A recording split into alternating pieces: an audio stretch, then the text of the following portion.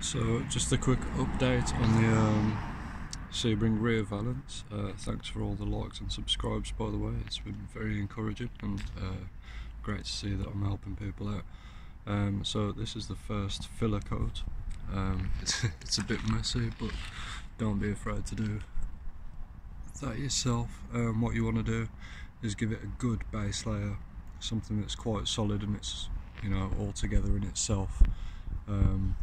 And then you're going to build it up from there. So I'm yet to get a chance to do a second layer on this.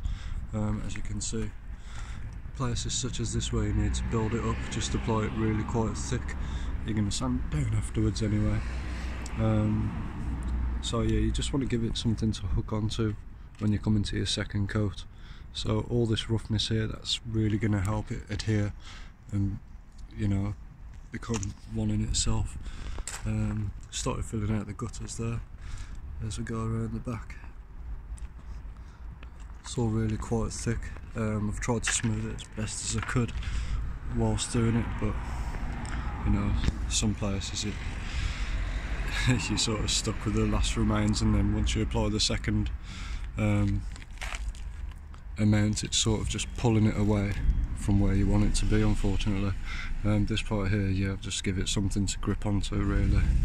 Just dabbed a few blobs along there, so that's gonna, the second coat is gonna hook onto that. And then once you've applied the second coat, you're gonna start smoothing it down, see exactly where you're at with your progress, and then you might go for a third or fourth coat. It's completely up to you, and it's what the vehicle sort of demands of you really. So I'm going to pop off to work now, but hope that's helped.